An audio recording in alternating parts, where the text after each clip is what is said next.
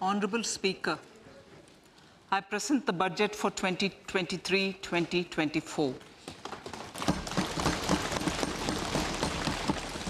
This is the first budget in Amrit Kaal. This budget hopes to build on the foundation laid in the previous budget and the blueprint drawn for India at 100. We envision a prosperous and inclusive India in which the fruits of development will reach all sections and citizens, especially our youth, women, farmers, OBCs, scheduled castes, and scheduled tribes. In the 75th year of our independence, the world has recognized the Indian economy as a bright star.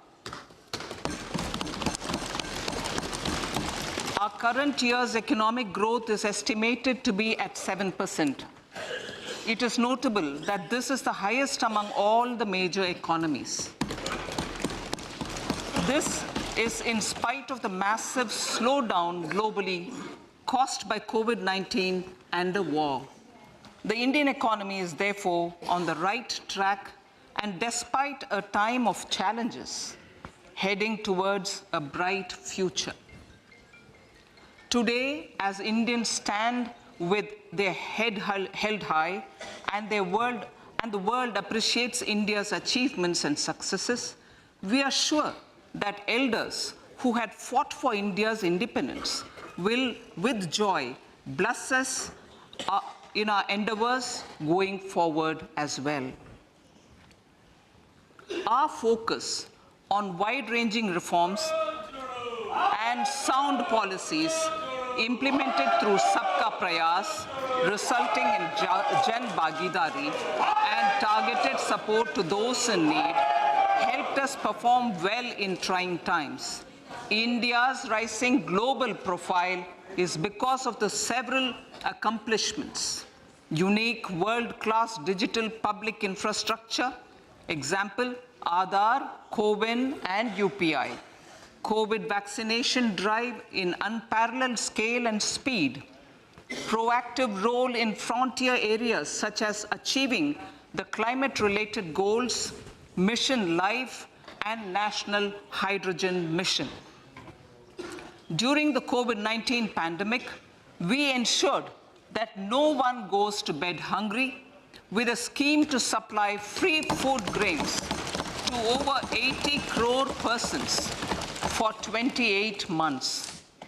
Continuing our commitment to ensure food and nutritional security, we are implementing from 1st January 2023 a scheme to supply free food grain to all Antyodaya and priority households for the next 1 year. Under PM Garib Kalyan Anna Yojana, the entire expenditure of about 2 lakh crore will be borne by the central government. In these times of global challenges, the G20 presidency gives us a unique opportunity to strengthen India's role in the world economic order. With the theme of Vasudhaiva Kutumbakam, we are steering an ambitious, people-centric agenda to address global challenges and to facilitate sustainable economic development. The government's efforts since 2014 have ensured for all citizens a better quality of life and life of dignity. The per capita income has more than doubled to 1.97 lakh rupees. In these 9 years, the Indian economy has increased in size from being 10th to 5th largest in the world. We have significantly improved our position as well as a well-governed and innovative country with a conducive environment for business as reflected in several global indices. we have made a significant progress in many sustainable development goals. The economy has become a lot more formalized, as reflected in the EPFO membership, more than doubling to 27 crore, and rupees 7,400 crore digital payments of 126 lakh crore rupees through UPI in 2022. The efficient implementation of many schemes with universalization of targeted benefits has resulted in inclusive development. Some of the schemes are 11.7 crore household toilets under Swachh Bharat mission, which is achieved, 9.6 crore LPG connections under Ujjwala, 220 crore COVID vaccination of 102 crore persons, 47.8 crore PM Jan Dhan bank accounts, insurance cover for 44.6 crore persons under PM Suraksha Bima and PM Jeevan Jyoti Yojana, and cash transfer of 2.2 lakh crores of rupees to 11.4 crore to over 11.4 crore farmers under PM Kisan Samman Nidhi. Our vision for the Amrit Kaal includes technology-driven and knowledge-based economy with strong public finances and a robust financial sector. To achieve this, Jan Bhagidari through Sabka Saath Sabka Prayas is essential. The economic agenda for achieving this vision focuses on three things. First, facilitating ample opportunities for citizens, especially the youth, to fulfill their aspirations. Second, providing strong impetus to growth and job creation. And third, strengthening macroeconomic stability. To service these focus areas in our journey to India at 100, we believe that the following four opportunities can be transformative during Amrit Kaal. Economic empowerment of women.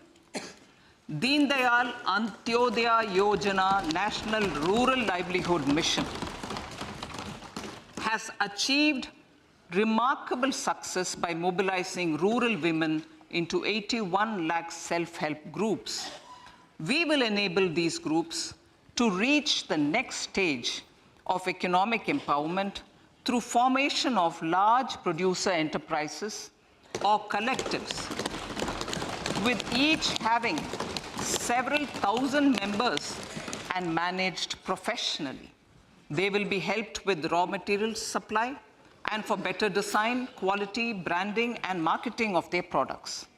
Through supporting these policies, they will be enabled to scale up their operations to serve the large consumer markets, as has been the case with the several startups growing into unicorns.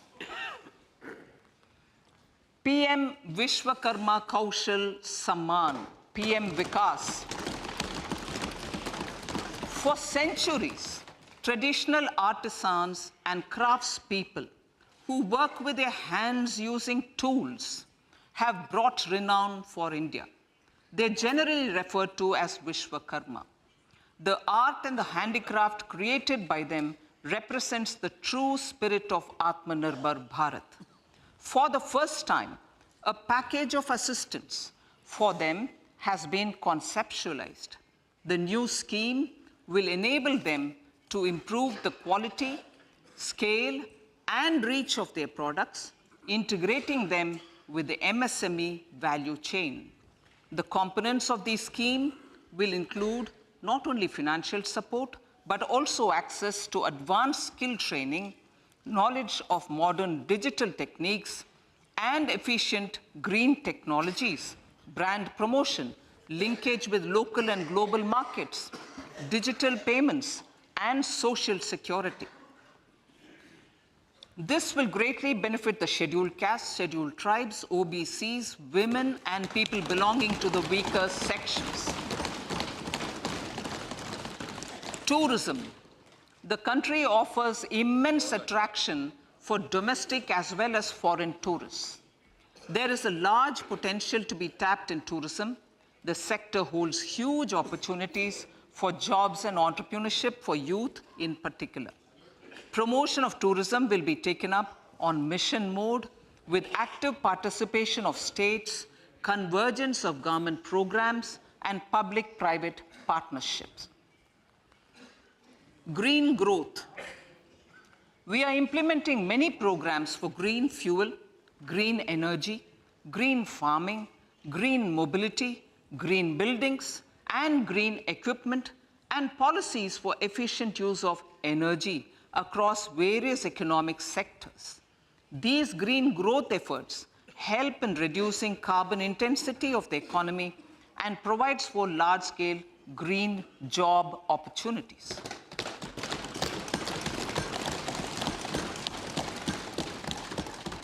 Priorities of this budget.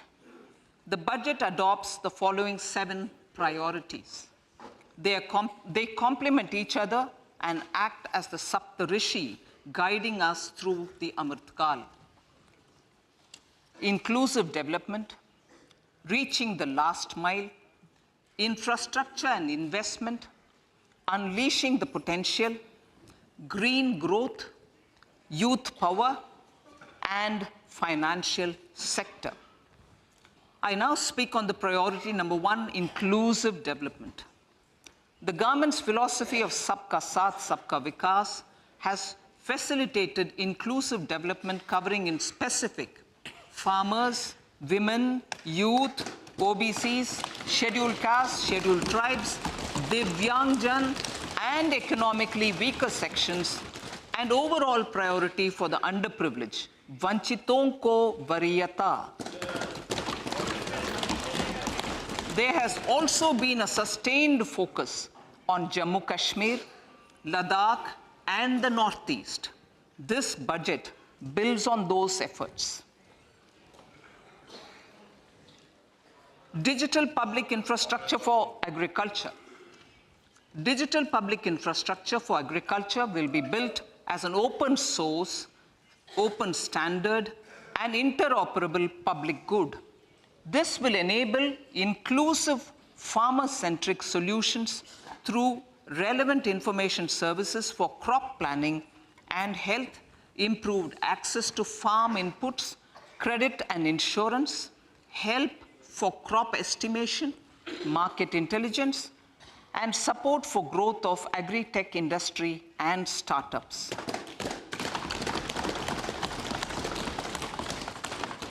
An agriculture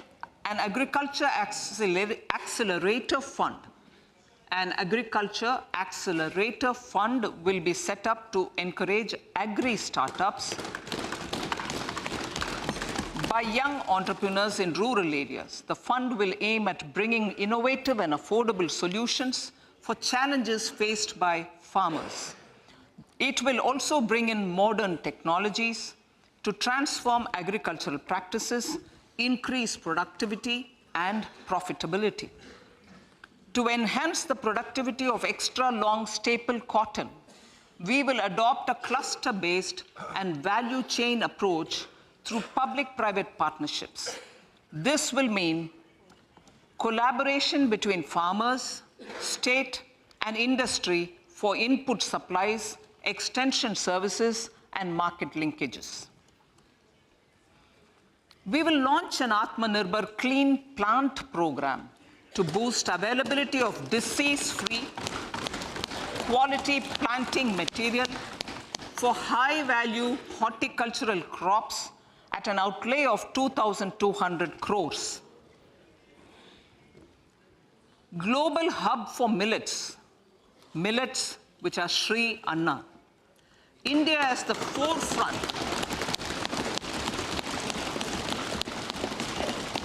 India is at the forefront of popularizing millets, whose consumption furthers nutrition, food security, and welfare of farmers, said the Honorable Prime Minister.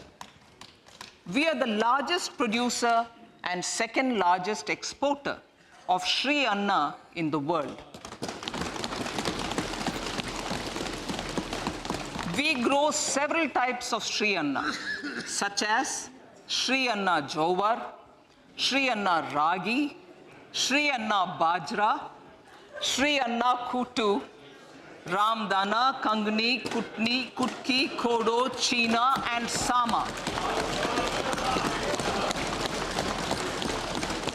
These have a number of health benefits and have been an integral part of our food for centuries. I acknowledge with pride the huge service done by small farmers in contributing to the health of fellow citizens by growing these Sri Anna. Now, to make India a global hub for Sri Anna, the Indian Institute of Millet Research, ideally Indian Institute of the Sri Anna Research, Hyderabad, will be supported as the center of excellence for sharing best practices, research, and technologies at the international level. The agricultural credit target will be increased to 20 lakh crores with focus on animal husbandry, dairy, and fisheries. We will launch a new sub-scheme of PM Matsya Sampada Yojana, which is an existing scheme, but we launch a new sub-scheme with targeted investment of 6,000 crores to further enable activities of fishermen, fish vendors, and micro and small entrepreneurs, improve value chain efficiencies, and expand the market. For farmers, especially small and marginal farmers and other marginalized sections, the government is promoting cooperative-based economic development model. A new Ministry of Cooperation was formed with a mandate to realize the vision of Sahakar Se Samriddhi. To realize this vision, the government has already initiated computerization of 63,000 primary agricultural credit societies with an investment of 2,560 crores, 2,516 crores. In consultation with all the stakeholders and the states, model bylaws for PACS were formulated, enabling them to become multi-purpose PACS. A national cooperative database is being prepared for countrywide mapping of cooperative societies. With this backdrop, we will implement a plan to set up massive decentralized storage capacity.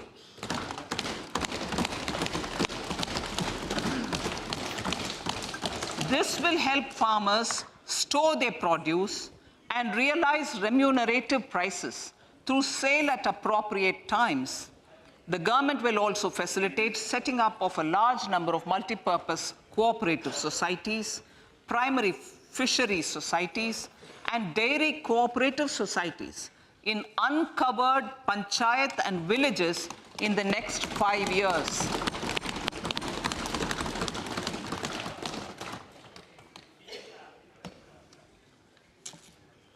Health, education, and skilling. 157 new nursing colleges will be established in co-location with the existing 157 medical colleges established since 2014. A mission to eliminate sickle cell anemia by 2047 will be launched. It will entail awareness creation, universal screening of 7 crore people in the age group of 0 to 40 years in affected tribal areas, and counseling through collaborative efforts of central ministries and state governments.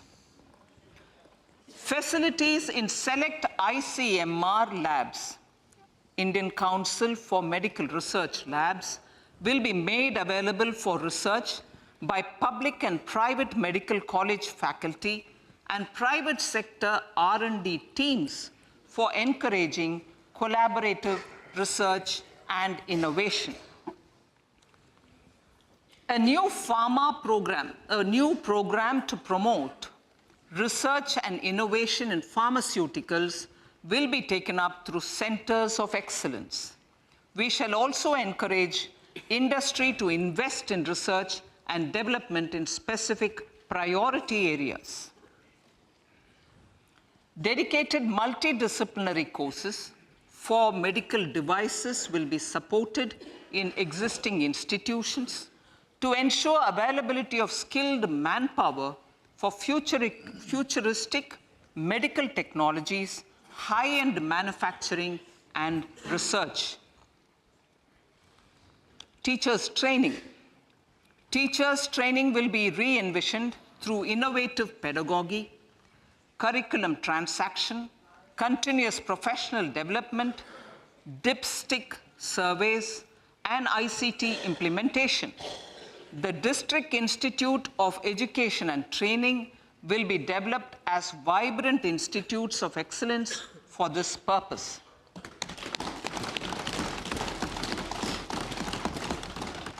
National Digital Library for Children and Adolescents.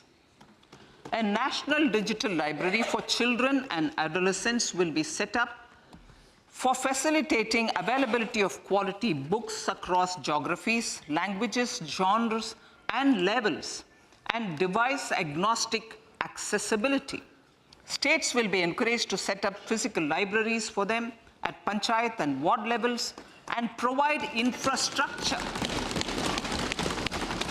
for accessing the national digital library resources. Additionally, to build a culture of reading and to make up for pandemic time learning loss, the National Book Trust, the Children's Book Trust, and other sources will be encouraged to provide and replenish non-curricular titles in regional languages and in English to these physical libraries. Collaboration with NGOs that work in literacy will also be a part of this initiative to inculcate financial literacy. Financial sector regulators and organizations will be encouraged to provide age-appropriate reading material to these libraries. I move to priority 2, reaching the last mile. Prime Minister Vajpayee's government had formed the Ministry of Tribal Affairs and the Department of Development of Northeast Region to provide a sharper focus to the objective of reaching the last mile. Our government has formed the Ministries of Ayush, Fisheries, Animal Husbandry and Dairying, Skill Development, Jal Shakti, and Cooperation. Building on the success of the Aspirational Districts program, the government has recently launched the Aspirational Blocks program, covering 500 blocks for saturation of essential government services across multiple domains such as health, nutrition, education, agriculture, water resources, financial inclusion, skill development, and basic infrastructure.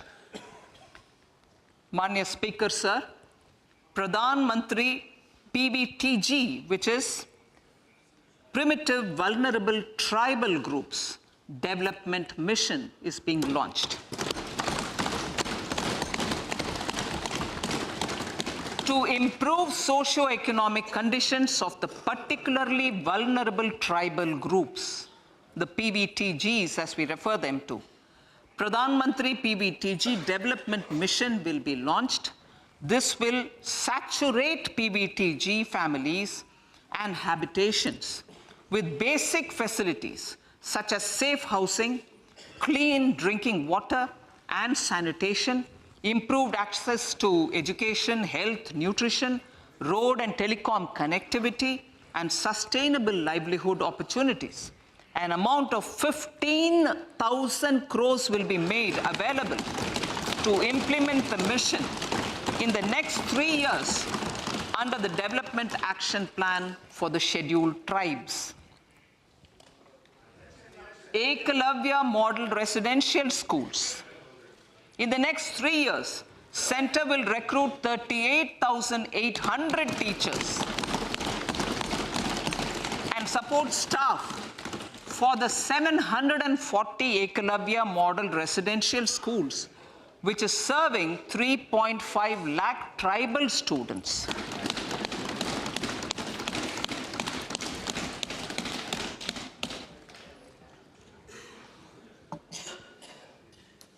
In the drought-prone central regions of Karnataka, central assistance of 5,300 crore will be given to Upper Bhadra project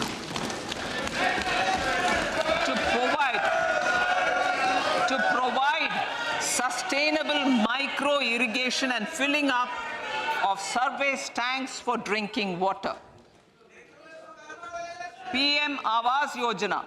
The outlay for PM Awas Yojana is being enhanced by 66% to over 79,000 crores. Bharat Shared Repository of Inscriptions will be set up in a digital epigraphy museum with digitization of 1 lakh ancient inscriptions in the first stage. Support for poor prisoners. For poor persons who are in prisons and unable to afford the penalty or the bail amount, required financial support will be provided.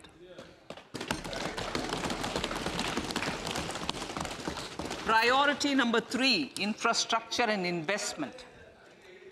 Investments in infrastructure and productive capacity have a large multiplier impact on growth and employment. After the subdued period of the pandemic, private investments are growing again. The budget takes the lead once again to ramp up the virtuous cycle of investment and job creation. Honorable Speaker, sir, the capital investment outlay is being increased steeply for the 3rd year in a row by 33% to 10 lakh crores, which would be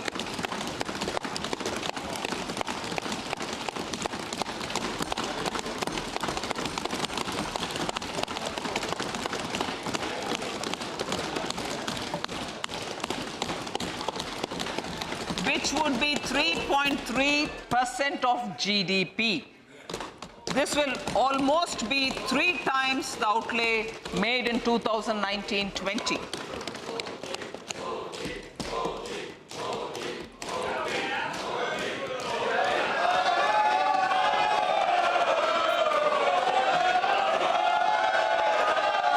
This substantial increase in recent years is central to the government's efforts to enhance growth potential and job creation, crowd in private investments, and provide a cushion against global headwinds. The direct capital investment by the center is complemented by the provision made for creation of capital assets through grants and aids to state. The effective capital expenditure of the center is budgeted at 13.7 lakh crore rupees, which will be 4.5% of GDP.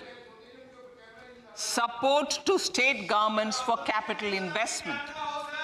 I have decided to continue the 50-year interest-free loan to state governments for 1 more year to spur investment in infrastructure and to incentivize them for complementary policies actions with a significantly enhanced outlay of 1.3 lakh crores. The newly established Infrastructure Finance Secretariat will assist all stakeholders for more private investment in infrastructure, including railways, roads, urban infrastructure, and power, which are predominantly depend on public resources. The harmonized master list of infrastructure will be reviewed by an expert committee for recommending the classification and financing framework suitable for Amrit Kaal. A capital outlay, I'm talking about railways now, sir, Honorable Speaker, railways. A capital outlay of 2.40 lakh crores has been provided for the railways. This is the highest ever outlay this highest ever outlay is about 9 times the outlay made in 2013-14. 100 critical transport infrastructure projects for last and first mile connectivity for ports, coal, steel, fertilizer, and food grain sectors have been identified. They will be taken up on priority with investment of 75,000 crores, including 15,000 crore from private sources.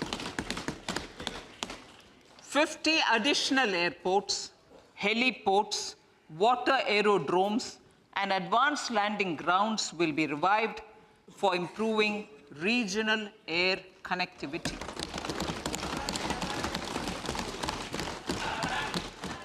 Sustainable cities for tomorrow.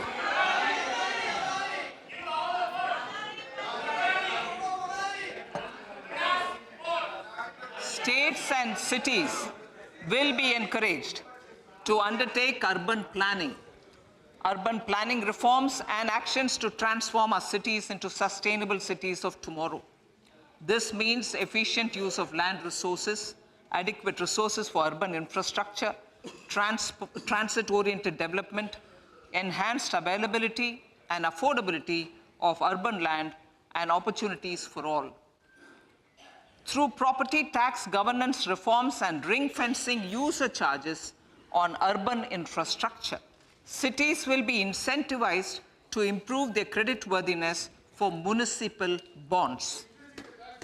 Like the RIDF, an Urban Infrastructure Development Fund will be established through use of priority sector lending shortfall. This will be managed by the National Housing Bank and will be used by public agencies to create urban infrastructure in Tier 2 and Tier 3 cities.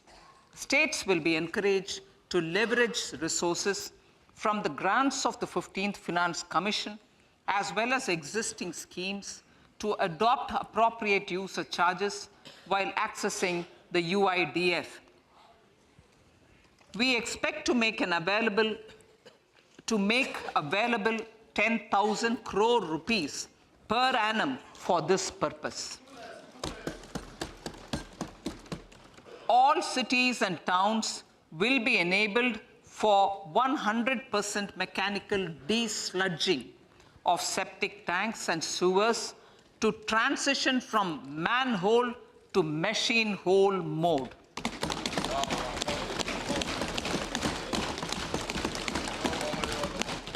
Enhanced focus will be provided for scientific management of dry and wet waste.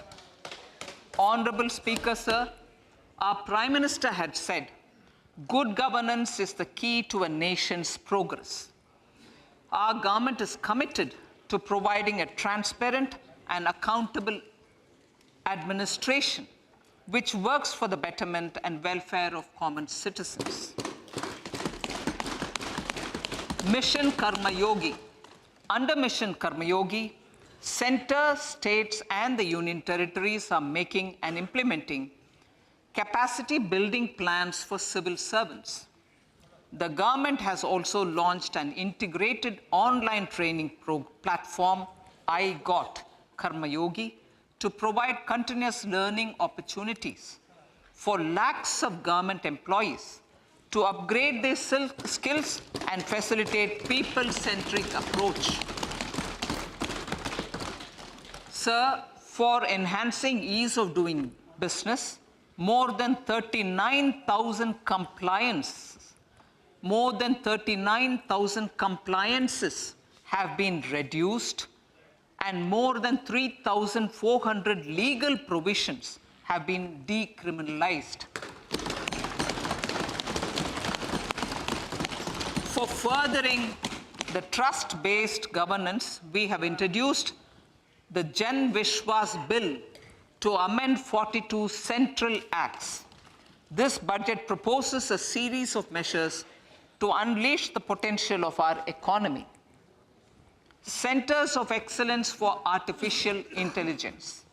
For realizing the vision of Make AI in India and Make AI Work for India, 3 centers of excellence for artificial intelligence will be set up in top educational institutions. Leading industry players will partner in conducting interdisciplinary research, develop cutting-edge applications, and scalable problem solutions in the areas of agriculture, health, and sustainable cities. This will galvanize an effective AI ecosystem and nurture quality human resources in the field. National Data Governance Policy. To unleash innovation and research by startups and academia, a national data governance policy will be brought out. This will enable access to anonymized data. The KYC process will be simplified, adopting a risk-based instead of one-size-fits-all approach. The financial sector regulators will also be encouraged to have a KYC system fully amenable to meet the needs of digital India. One-stop solution for identity and address updating. A one-stop solution for reconciliation and updating of identity and address of individuals maintained by various government agencies, regulators, and regulated entities will be established using DigiLocker service and Aadhaar as foundational identity. Speaker, sir, common business identifier. For the business establishments required to have a permanent account number, the PAN will be used as the common identifier for all digital systems of specified government agencies. This will bring ease of doing business, and it will be facilitated through a legal mandate. For obviating the need for separate submission of same information to different government agencies, a system of unified filing process will be set up. Such filing of information or return in simplified forms on a common portal will be shared with other agencies as per the filer's choice. Vivad se Vishwas 1, relief for MSMEs. In cases of failure by MSMEs to execute contracts during the COVID period, 95% of the forfeited amount relating to the bid or performance security will be returned to them by government and government undertakings. This will provide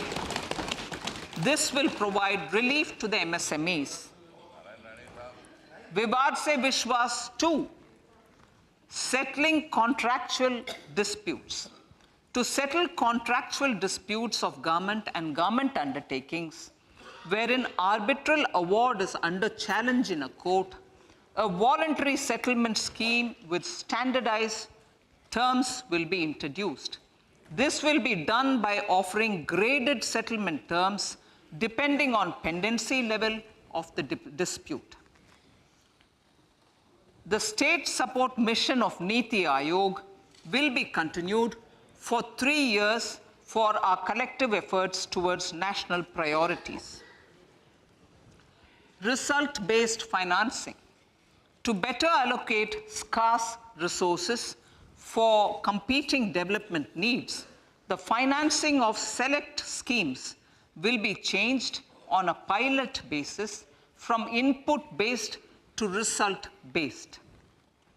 E-courts. For efficient administration of justice, Phase 3 of the e-courts project will be launched with an outlay of 7,000 crores. Fintech services in India have been facilitated by our digital public infrastructure, including Aadhaar, PM Jan Dhan Yojana, Video, KYC, India Stack, and UPI. To enable more fintech innovative services, the scope of documents available in DigiLocker for individuals will be expanded. An entity, DigiLocker, will be set up for the use by MSMEs, large businesses, and also charitable trusts. This will be towards storing and sharing documents online securely whenever needed with various authorities, regulators, banks, and other business entities. 5G services. 100 labs for developing applications using 5G services will be set up in engineering institutions.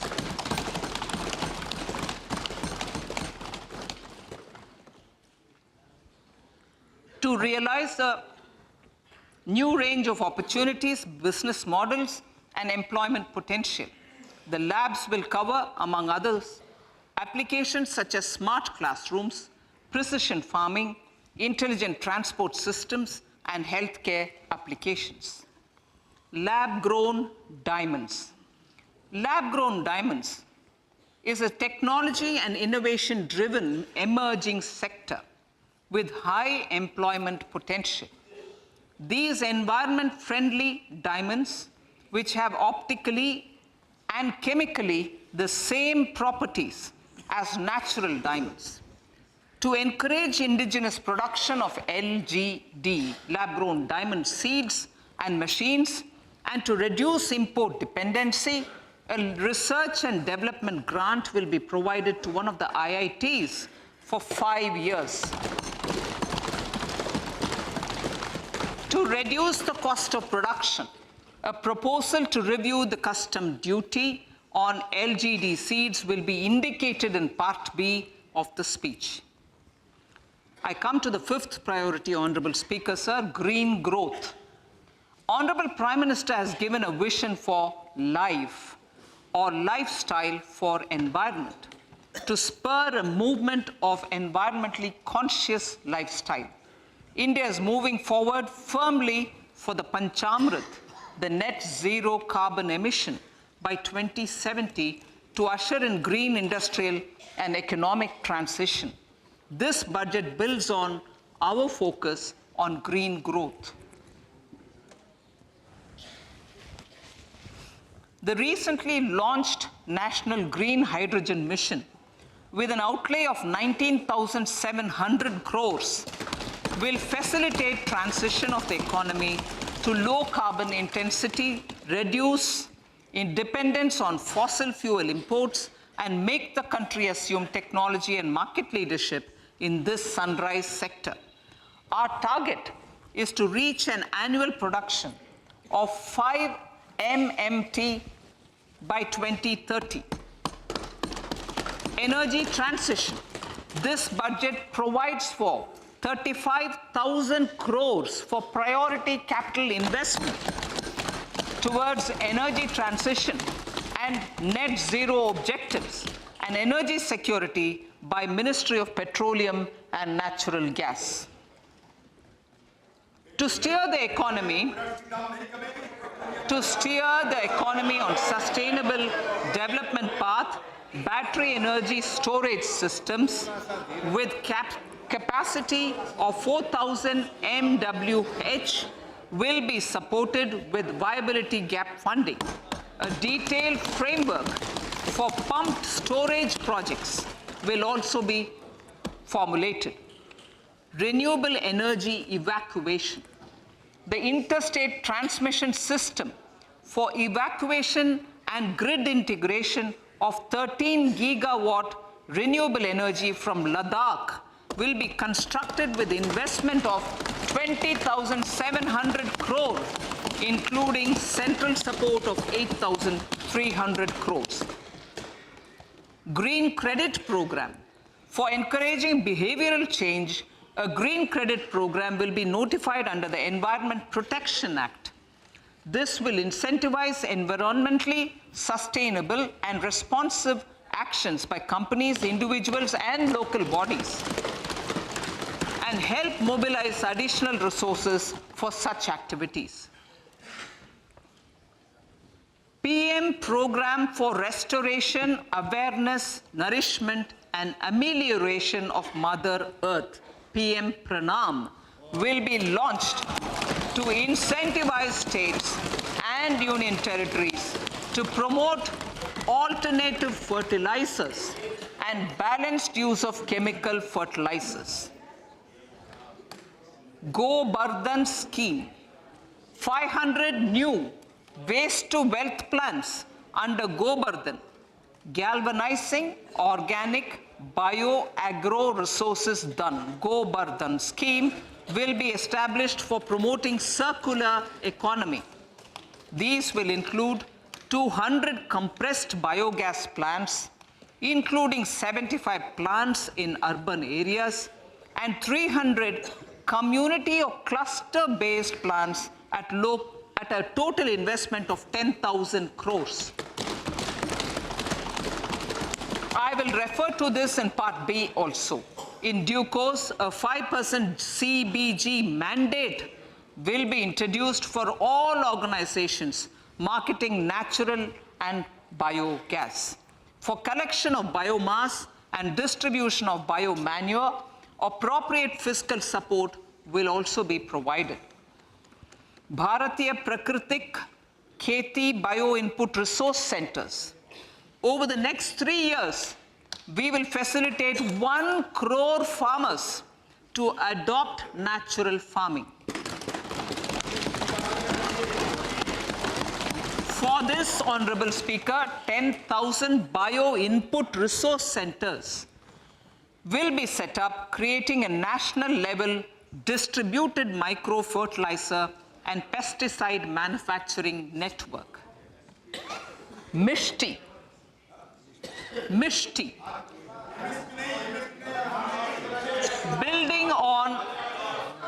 Building on India's success in afforestation, mangrove initiative for shoreline habitats and tangible incomes, Mishti, will be taken up for mangrove plantation along the coastline and on salt pan lands wherever feasible through convergence between Manrega, Campa, Fund and other sources.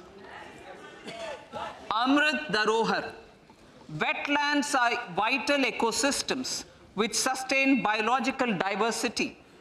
In his latest Mann Ki Baat, the Prime Minister said, now, I quote, now the total number of Ramsar sites in our country has increased to 75, whereas before 2014, there were only 26, unquote.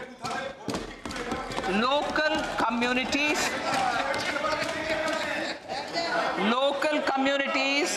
have always been at the forefront of conservation efforts. The government will promote their unique conservation values through Amrit Dharohar, a scheme that will be implemented over the next 3 years to encourage optimal use of wetlands and enhance biodiversity, carbon stock, ecotourism opportunities, and income generation for local communities. Coastal shipping. Coastal shipping will be promoted as the energy efficient and lower cost mode of transport, both for passengers and freight, through PPP mode with viability gap funding. Vehicle replacement. Vehicle replacement is an important continuing policy, replacing the old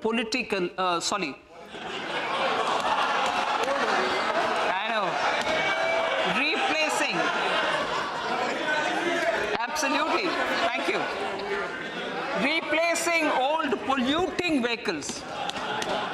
May be applicable, right? Replacing old polluting vehicles is an important part of greening our economy. In furtherance of the vehicle scrapping policy mentioned in Budget 21-22, I have allocated adequate funds to scrap old vehicles of the central government. States will also be supported in replacing old vehicles and old state ambulances. Honorable Speaker, sir, I move to priority 6, youth power. To empower our youth and help the Amrit PD realize their dreams, we have formulated the National Education Policy, which is very wide in its scope, but one of the things is also to focus on skilling, adopted economic policies that facilitate job creation at scale and have supported business opportunities. Pradhan Mantri Kaushal Vikas Yojana. Pradhan Mantri Kaushal Vikas Yojana 4.0 will be launched to skill lakhs of youth within the next 3 years. On-job training, industry partnership, and alignment of courses with needs of industry will be emphasized. The scheme will also cover new age courses for Industry 4.0 like coding, AI, robotics, mechatronics, IoT, 3D printing, drones, and other soft skills. To skill youth for international opportunities, 30 Skill India International Centers will be set up across different states. The digital ecosystem for skilling will be further expanded with the launch of a unified Skill India digital platform for enabling demand-based formal skilling, linking with employers including MSMEs, and facilitating access to entrepreneurship schemes. To provide stipend support to 47 lakh youths in 3 years, direct benefit transfer under a pan-India national apprenticeship promotion scheme will be rolled out. Tourism. Honorable Speaker, sir, with an integrated and innovative approach, at least 50 destinations will be selected through challenge mode. In addition to aspects such as physical connectivity, virtual connectivity, tourist guides, high standards for food streets, and tourist security, all the relevant aspects would be made available on an app to enhance tourist experience. Every destination would be developed as a complete package. The focus of development of tourism would be on domestic as well as foreign tourists.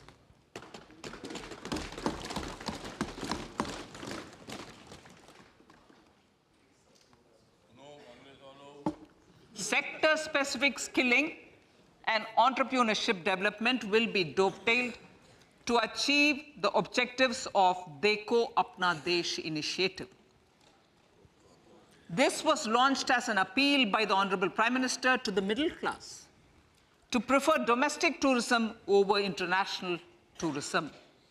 The integrated development of theme-based tourist circuits, the Swadesh Darshan scheme, was also launched. Under the Vibrant Villages program, tourism infrastructure and amenities will be facilitated in border villages. Unity Mall. States will be encouraged to set up a Unity Mall in their state capital or most prominent tourism center or the financial capital for promotion and sale of their one district, one product and GI products and other handicraft products, and for providing space for such products of all other states as well. Sir, priority number 7, financial sector. Our reforms in the financial sector and innovative use of technology have led to financial inclusion at scale, better and faster service delivery, ease of access to credit, and participation in financial markets.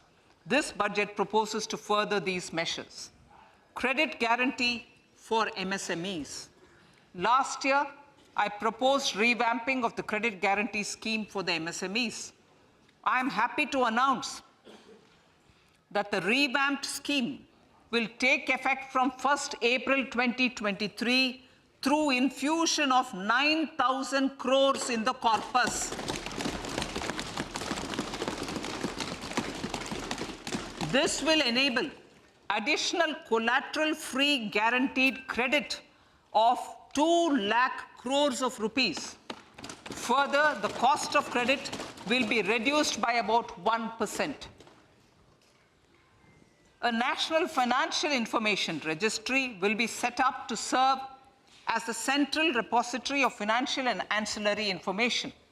This will facilitate efficient flow of credit, promote financial inclusion, and foster financial stability. A new legislative framework will govern this credit public infrastructure and will be designed in consultation with the RBI. To meet the needs of Amrit Kaal and to facilitate optimum regulation in the financial sector, public consultation, as necessary and feasible, will be brought to the process of regulation making and issuing subsidiary directions. To simplify, to ease, and to reduce cost of compliance, financial sector regulators will be requested to carry out a comprehensive review of existing regulations. For this, they will consider suggestions from public and regulated entities. Time limits to decide the application under various regulations will also be laid down. Honorable Speaker, sir, to enhance business activities in GIFT IFSC, the following measures will be taken. Delegating powers under the SEZ Act to the IFSCA to avoid dual regulation. Setting up a single window IT system for registration and approval of IFSCA, SEZ authorities, GSTN, RBI, SEBI, and IRDAI. Permitting acquisition financing by IFSC banking units of foreign banks. Establishing a subsidiary of Exim Bank for trade refinancing. Amending IFSCA Act for statutory provisions for arbitration, ancillary services, and avoiding dual regulation under the SEZ Act, and recognizing offshore derivative instruments as valid contracts. Honorable Speaker, sir, data embassy. For countries looking for digital continuity solutions, we will facilitate setting up of their data embassies in GIFT IFSC.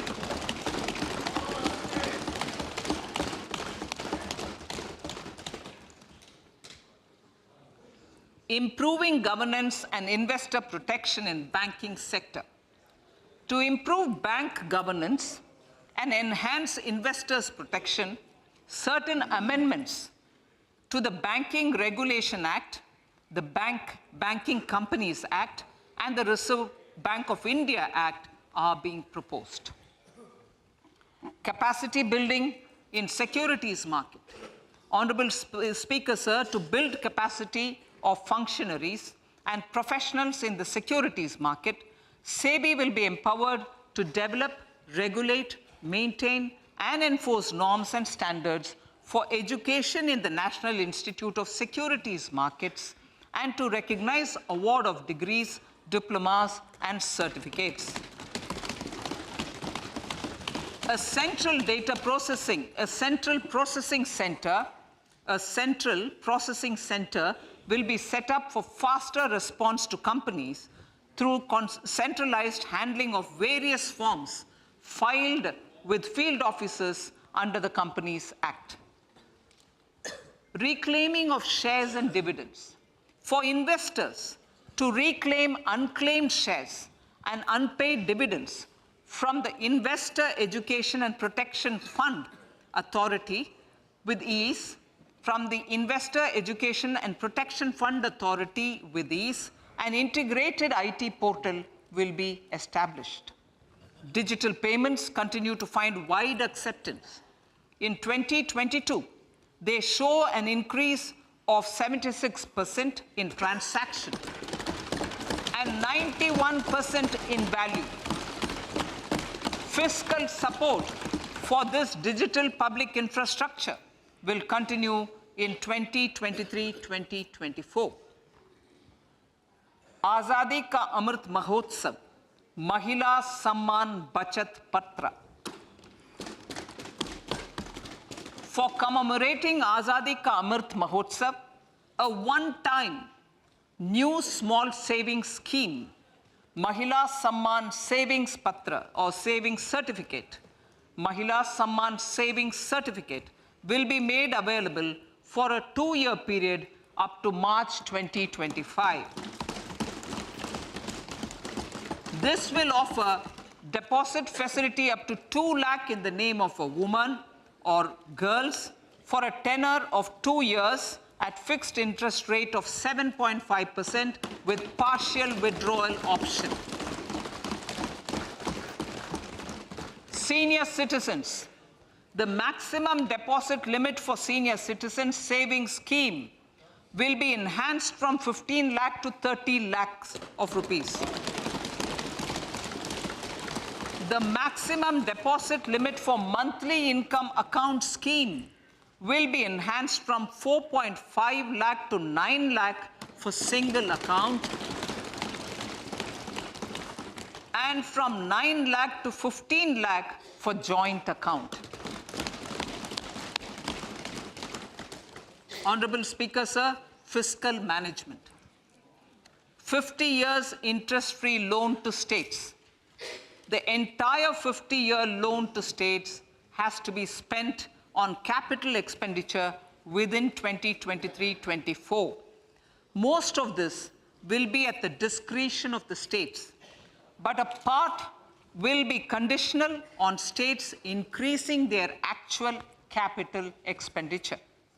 Parts of the outlay will also be linked to or allocated for the following purposes: scrapping old government vehicles, urban planning reforms and actions, financing reforms in urban local bodies to make them creditworthy for municipal bonds, housing for police personnel above or as part of the police station, constructing unity malls, children and adolescent libraries and digital infrastructure, and state share of capital expenditure of central schemes. Honorable Speaker, sir, fiscal deficit of states. States will be allowed a fiscal deficit of 3.5% of GSDP, of which 0.5% will be tied to power sector reforms. Revised estimates 2022 to 2023. The revised estimate, Honorable Speaker, sir, of the total receipts other than borrowing is 24.3 lakh crores, of which the net tax receipts are 20.9 lakh crores. The revised estimate of the total expenditure is 41.9 lakh crores of rupees, of which the capital expenditure is about 7.3 lakh crores. The revised estimate of the fiscal deficit is 6.4% of GDP, adhering to the budget estimate. So budget estimates of 2023-24. Coming to 2023-24, the total receipts other than borrowings and the total expenditure are estimated at 27.2 lakh crores and 45 lakh crores respectively. The net tax receipts are estimated at 23.3 lakh crores. The fiscal deficit is estimated to be 5.9% of the GDP.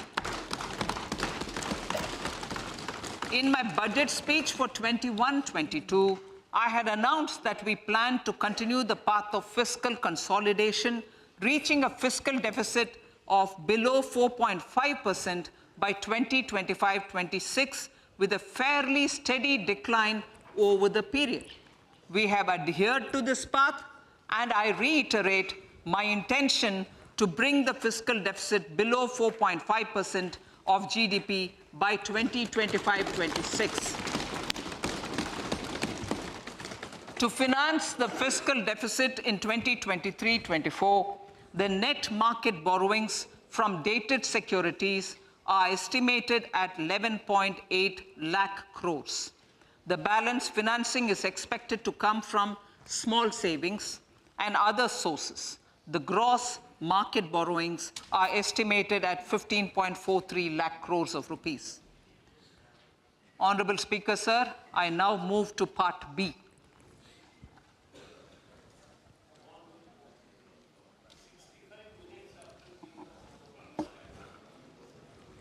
Indirect taxes. My indirect tax proposals will aim to promote exports, boost domestic manufacturing, enhance domestic value addition, encourage green energy and mobility. A simplified tax structure with fewer tax rates helps in reducing compliance burden and improving tax administration. I propose to reduce the number of basic customs duty rates on goods other than textiles and agriculture from 21 to 13. As a result, there are minor changes in the basic custom duties, cesses and surcharges on some items including toys, bicycle, automobiles and naphtha. Green mobility. To avoid cascading of taxes on blended compressed natural gas, I propose to exempt excise duty on GST paid compressed biogas contained in it. To further provide impetus to green mobility, customs duty exemptions is being extended to import of capital goods and machinery required for manufacture of lithium-ion cells for batteries used in electrical vehicles as well. Electronics. As a result of various initiatives of the government, including phased manufacturing program, mobile phone production in India has increased from 5.8 crore units valued at about 18,900 crore in 2014-15 to 31 crore units valued at 2,75,000 crore in the last financial year. To further deepen domestic value addition in manufacturing of mobile phones, I propose to provide relief to customs duty. I propose to provide relief in customs duty on import of certain parts and inputs like camera lens, and continue the concessional duty on lithium-ion cells for batteries for another year. Similarly, to promote value addition in manufacture of televisions, I propose to reduce the basic customs duty on parts of open cells of TV panels to 2.5%. Electrical. To rectify inversion of duty structure and encourage manufacturing of electric kitchen chimneys, the basic custom duty on electric kitchen chimney is being increased from 7.5% to 15%, and that on heat coils for these is proposed to be reduced from 20% to 15%. Chemicals and petrochemicals. Denatured ethyl alcohol is used in chemical industry. I propose to exempt basic customs duty on it. This will also support the ethanol blending program and facilitate an endeavor for energy transition. Basic customs duty is also being reduced on acid-grade fluorospar from 5% to 2.5% to make the domestic fluorochemicals industry competitive. Further, the basic customs duty on crude glycerine for use in manufacture of epichlorohydrin is proposed to be reduced from 7.5% to 2.5%.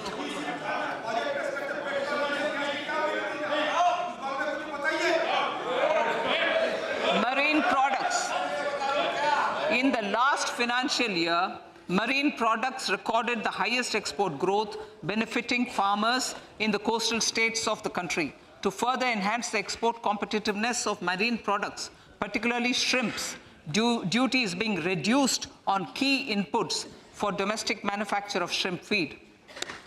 India is a global leader, as I said in Part A, in cutting and polishing of natural diamonds, contributing about 3/4 of the global turnover by value. With the depletion of deposits of natural diamonds, the industry is moving towards lab-grown diamonds, and it holds huge promise. To seize this opportunity, I propose to reduce the basic customs duty on seeds used in their manufacture. Customs duties on dore or doré and bars of gold and platinum were increased earlier this fiscal. I propose to increase the duties on articles made therefrom to enhance the duty differential. I also propose to increase the import duty on silver doors, bars, and articles to align them with that on gold and platinum. To facilitate availability of raw materials for the steel sector, exemptions from basic custom duty on raw materials for manufacture of CRGO steel, ferrous scrap, and nickel cathode is being continued. Similarly, the concessional BCD of 2.5% on copper scrap is also being continued to ensure the availability of raw materials for secondary copper producers who are mainly in the MSME sectors. Compounded rubber. The basic custom duty rate on compounded rubber is being increased from 10% to 25% or 30 kg, whichever is lower, at par with that of natural rubber other than latex, to curb circumvention of duty. Cigarettes. National calamity contingent duty on specified cigarettes was last revised 3 years ago. This is proposed to be revised upwards by about 16%. Direct taxes. I now come to my direct tax proposals. Honorable Speaker, these proposals aim to maintain continuity and stability of taxation, further simplify and rationalize various provisions to reduce the compliance burden, promote the entrepreneurial spirit, and provide tax relief to citizens. It has been constant endeavor of the Income Tax Department to improve taxpayers' services by making compliance easy and smooth. Our taxpayers portal received a maximum of 72 lakh returns in a day, processed more than 6.5 crore returns this year. Average processing period reduced from 93 days in financial year 13-14 to 16 days only now. And 45% of the returns were processed within 24 hours. We intend to further improve this, roll out the next generation common IT return form for taxpayer convenience, and also plan to strengthen the grievance redressal mechanism. MSMEs and professionals. MSMEs are growth engines of our economy. Micro enterprises with turnover up to 2 crore of rupees and certain professionals with turnover of up to 50 lakh rupees can avail the benefit of presumptive taxation. I propose to provide enhanced limits of 3 crore and 75 lakh respectively to the taxpayers whose cash receipts are no more than 5%. Whose cash receipts are no more than 5%. Moreover, to support MSMEs in timely receipt of payments, I propose to allow deduction for expenditure incurred on payments made to them only when payment is actually made. Cooperation. Cooperation is a value to be cherished. In realizing our Prime Minister's goal for Sehkar Se Samriddhi and his resolve to connect the spirit of cooperation with the spirit of Amrit Kaal, in addition to the measures proposed in Part A, I have a slew of proposals for the cooperation sector. First, new cooperatives that commence manufacturing activities till 2024, 31st March, shall get the benefit of a lower tax rate of 15%, as is presently available to new manufacturing companies. Secondly, I propose to provide an opportunity to sugar cooperatives to claim payments made to sugarcane farmers for the period prior to the assessment year 2016-17 as expenditure. This is expected to provide them a relief of almost 10,000 crores. Thirdly, I'm providing a higher limit of 2 lakh per member for cash deposits to loans in cash by primary agricultural cooperative societies and primary cooperative agriculture and rural development banks. I repeat that. Thirdly, I'm providing a higher limit of 2 lakh per member for cash deposits to and loans in cash by primary agricultural cooperative societies and primary cooperative agricultural and rural development banks. Similarly, a higher limit of 3 crore for TDS on cash withdrawal is being provided to cooperative societies. Startups.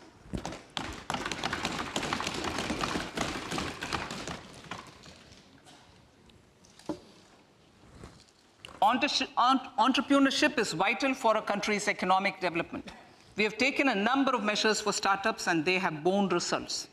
India is now the third largest ecosystem for startups globally and ranks second in innovation quality among middle-income countries. I propose to extend the date of incorporation for income tax benefits to startups from 31/3/2023 to 31/3/2024. I further propose to provide the benefit of carry forward of losses on change of shareholding of startups from 7 years of incorporation to 10 years.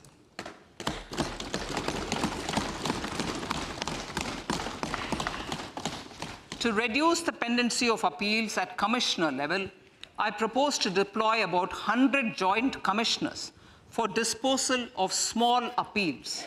We shall also be more selective in taking up cases for scrutiny of returns already received this year. Better targeting of tax concessions. For better targeting of tax concessions and exemptions, I propose to cap deduction from capital gains on investment in residential house under Section 54 and Section 54F to 10 crores. Another proposal with similar intent is to limit income tax exemption from proceeds of insurance policies with very high value. Rationalization. Honorable Speaker, sir, there are a number of proposals relating to rationalization and simplification. Income of authorities, boards, and commissions set up by statutes of union or state for the purpose of housing, development of cities, towns, and villages, and regulating and developing an activity or matter is proposed to be exempted from income tax. Other major measures in this direction are removing the minimum threshold of 10,000 for TDS and clarifying taxability relating to online gaming, not treating conversion of gold into electronic gold receipts and vice versa as capital gains, reducing the TDS rate from 30% to 20% on taxable portion of EPF withdrawals in non-PAN cases, and taxation on income for market-linked debentures. Other major proposals in the finance bill relate to the following: extension of period of tax benefits to funds relocating to IFSC, GIFT City till 31/3/2025, decriminalization under Section 276A of the Income Tax Act, allowing carry forward of losses on strategic disinvestment, including that of IDBI Bank, and providing EEE status to Agniveer Fund. Personal income tax.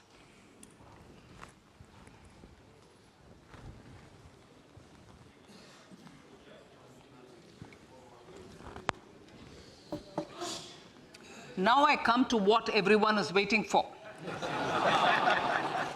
Personal income tax. I have 5 major announcements to make in this regard. These primarily benefit our hard-working middle class. The first one concerns rebate. Currently, those with income up to 5 lakh do not pay any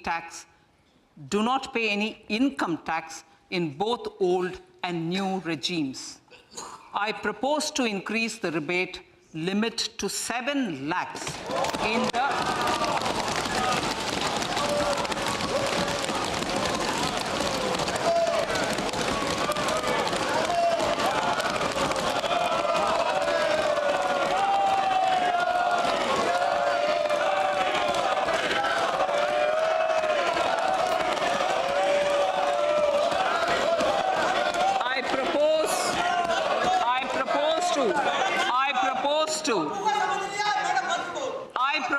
to increase the rebate limit to 7 lakh in the new tax regime.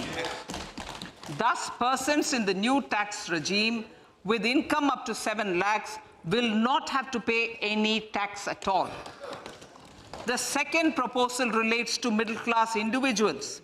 I had introduced in the year 2020 the new personal income tax regime with 6 income slabs starting from 2.5 lakh.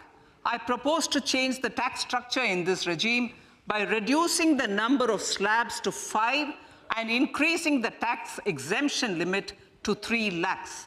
The new tax rates are 0 to 3 lakh, nil. 3 to 6 lakhs, 5%. 6 to 9 lakhs, 10%. 9 to 12 lakh, 15%. 12 to 15 lakhs, 20%. And above 15 lakhs, 30%. This will provide major relief to all taxpayers in the new regime. An individual with an annual income of 9 lakhs will be required to pay only 45,000 rupees. This is only 5% of his or her income. It is a reduction of 25% on what he or she is required to pay now. That is 60,000. So in the place of 60,000, it is now only 45,000. Similarly, an individual with an income of 15 lakh rupees would be required to pay only 1.5 lakh or 10% of his income or her income, a reduction of 20% from the existing liability of 1,87,500 rupees. My third proposal is for the salaried class and the pensioners, including family pensioners, for whom I propose to extend the benefit of standard deduction to the new tax regime. Each salaried person with an income of 15.5 lakh rupees or more will thus stand to benefit by 52,500 rupees. My fourth announcement in personal income tax is regarding the highest tax rate, which in our country is 42.74%. This is among the highest in the world. I propose to reduce the highest surcharge. Rate from 37% to 25% in the new tax regime.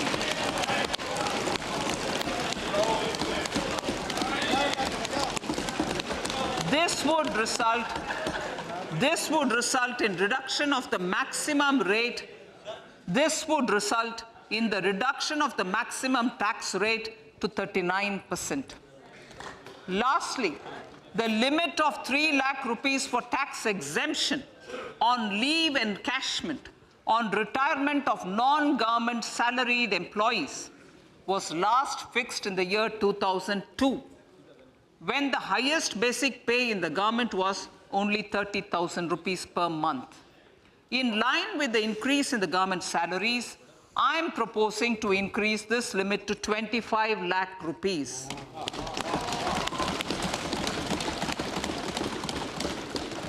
we are also making the new income tax regime as the default tax regime. However, citizens will continue to have the option to avail the benefit of the old tax regime. Apart from these, I'm also making some other changes as given in the annexure. As a result of these proposals, revenue of about 38,000 crore to 37,000 crore in direct taxes and rupees 1,000 crore in indirect taxes will be foregone, while revenue of about 3,000 crore will be additionally mobilized. Thus, the total revenue foregone is about 35,000 crores annually. Honorable Speaker, sir, with these words, I commend the budget to this August House.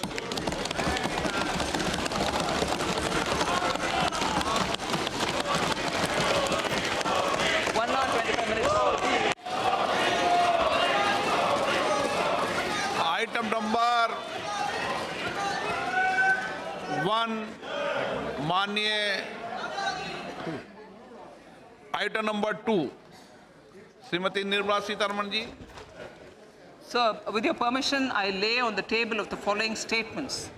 Under Section 3(1) of the Fiscal Responsibility Budget Management Act 2003, 1. Medium-term fiscal policy cum fiscal policy strategy statement and macroeconomic framework statement. माननीय सदस्यगण, जैसा कि आपको समाचार भाग 2 के माध्यम से पहले ही सूचित किया जा चुका है कि माननीय वित्त मंत्री जी के बजट भाषण की प्रतियां हार्ड कॉपी के रूप में उपलब्ध कराई गई है. आप बजट भाषण की अपनी अपनी प्रति प्रकाशन पलक से ले लें. आपको ये भी सूचित किया जाता है कि माननीय मंत्री द्वारा बजट प्रस्तुत किए जाने के पश्चात उसकी प्रतियां आपको मेंबर्स पोर्टल के माध्यम से उपलब्ध करा दी जाएगी. आइटम नंबर 3, माननीय मंत्री जी, वित्त मंत्री जी.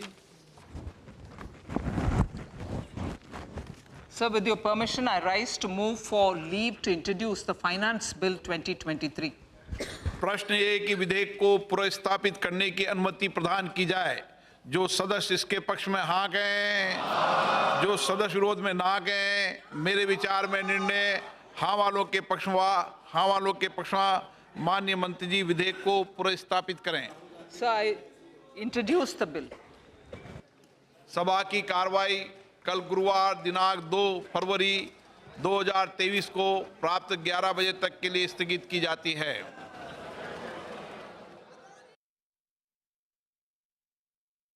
Okay, I think